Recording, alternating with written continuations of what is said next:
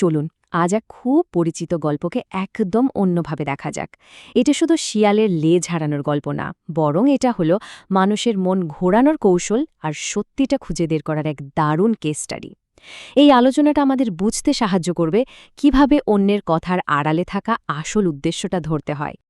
গল্পের গভীরে যাওয়ার আগে এই প্রশ্নটা নিয়ে একটু ভাবা যাক। জীবনে চলার পথে তো আমরা কত পরামর্শই শুনি, তাই না? কিন্তু কোনটা আমাদের সত্যিকারের উপকারে আসবে আর কোনটা আসলে একটা পাতা ফাঁদ, সেটা বোঝার উপায় কি? আজকের আলোচনা আমাদের সেই উত্তর খুঁজতেই সাহায্য করবে। আমাদের গল্পের শুরুটা হচ্ছে এক শিয়ালের একটা বড় সমস্যা দিয়ে, আর সেই সমস্যাটা ঢাকতেই সে একটা মরিয়া প্ল্যান করে বসে। চলুন তো আগে দেখে নিই ঠিক কী ঘটেছিল তার সাথে। ঘটনার শুরুটা এখানেই। এক শিয়াল বেচারা ভুল করে একটা ফাঁদে আটকা পড়ে, আর তাতেই তার সাধের লেজটা খোয়া যায়। এই ক্ষতিটা কিন্তু শুধু শারীরিক ছিল না, এটা তাকে বাকি শিয়ালদের থেকে কেমন যেন আলাদা করে দিয়েছিল। শরীরের আঘাতের চেয়েও বড় আঘাত ছিল এই লজ্জাটা। লেজ ছাড়া তাকে দেখে অন্য শিয়ালেরা হাসাহাসি শুরু করে, তাকে নিয়ে মজা করতে থাকে। আর এই অপমান থেকে কিন্তু তার মাথায় একটা ভয়ঙ্কর বুদ্ধি খেলে যায়। সে ভাবল, এই অবস্থা থেকে বাঁচার একটাই উপায়। যদি জঙ্গলের সব শিয়ালেরই লেজ না থাকে, তাহলে তো তাকে আর কেউ আলাদা করে খেপাতে পারবে না। ব্যাস এই ভেবেই সে জঙ্গলের সমস্ত শিয়ালকে নিয়ে একটা সভা ডেকে বসল। আচ্ছা, এখন সবচেয়ে ইন্টারেস্টিং পার্টে আসা যাক। লেজহীন শিয়ালটা কিভাবে তার এই অদ্ভুত প্রস্তাবটা বাকিদের কাছে এত না সৌন্দর্য করে তুলল? সে কয়েকটা দারুণ চালাক কৌশল ব্যবহার করেছিল। আসুন এক এক করে সেই কৌশলগুলোই দেখি। তার প্রথম চালটাই ছিল এটা। নিজের দুর্ভাগ্যকে সে একটা বিরাট আবিষ্কার বলে চালিয়ে দিল। এমনভাবে কথা বলা শুরু করল যেন লেজটা সে ইচ্ছে করে কেটে ফেলেছে, কারণ সে নতুন কিছু একটা খুঁজে পেয়েছে। মানে নিজের দুর্বলতাটাকেই সে শক্তি হিসাবে দেখানোর চেষ্টা করল। এরপরে সে এমন একটা সমস্যা তৈরি করল যেটা আসলে কোনো সমস্যাই না। সে বাকিদের মনের মধ্যে তাদের নিজেদের লেজ নিয়েই একটা নিরাপত্তাহীনতা ঢুকিয়ে দিল। বোঝাতে শুরু করল যে আরে এই লেজ তো কোনো কাজেরই না, উল্টে দেখতেও বিশ্রী লাগে। এরপর সে কিছু লোভ দেখালো, এমন সব সুবিধার কথা বলতে শুরু করল যার কোনো প্রমাণ নেই।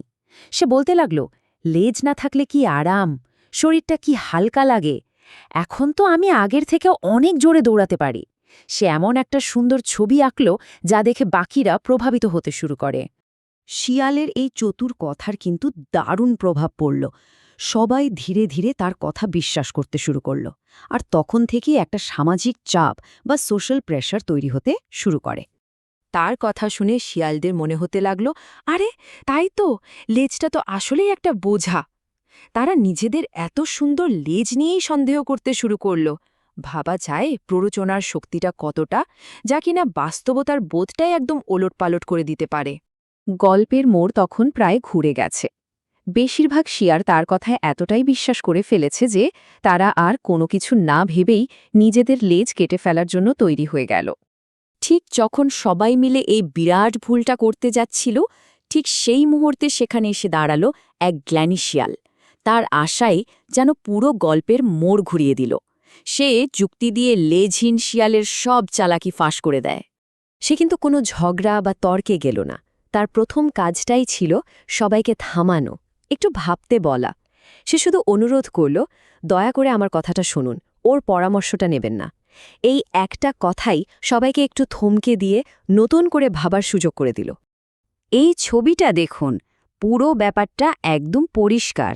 জ্ঞানী শিয়ালটা প্রতারকের মিথ্যার পাশে আসল সত্যিটা তুলে ধরল। সে সবাইকে মনে করিয়ে দিল যে লেজহীন শিয়ালটা মোটেই নিজের ইচ্ছায় লেজ কাটেনি, বরং ফাঁদে পড়ে সে লেজটা হারিয়েছে। আর এখানেই আসল সত্যিটা বেরিয়ে এলো। জ্ঞানী শিয়ালটা লেজহীন শিয়ালের মূল উদ্দেশ্যটা ফাঁস করে দিল।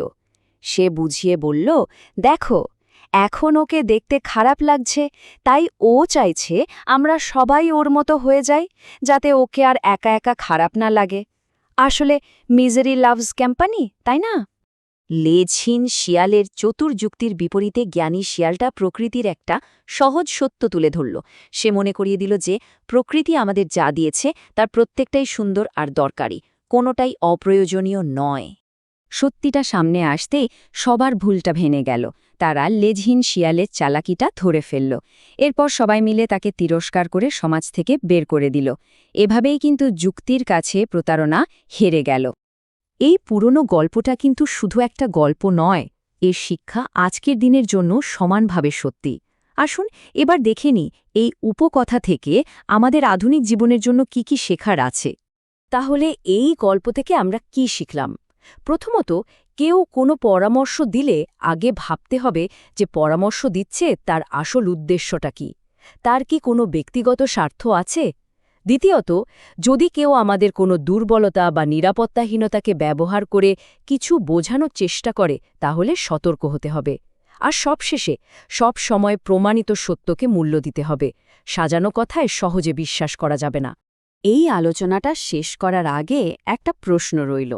আমাদের চারপাশেও কিন্তু এমন অনেক লেজহীন শিয়াল ঘুরে বেড়াচ্ছে, যারা নিজেদের স্বার্থে আমাদের কাছে নানা ধরনের ধারণা, পণ্য বা মতাদর্শ বিক্রি করার চেষ্টা করছে। একবার ভেবে দেখা যাক তো, আজকে দুনিয়ায় এই লেজহীন শিয়ালেরা কারা, আর তারা আমাদের ঠিক কি বিক্রি করতে চাইছে।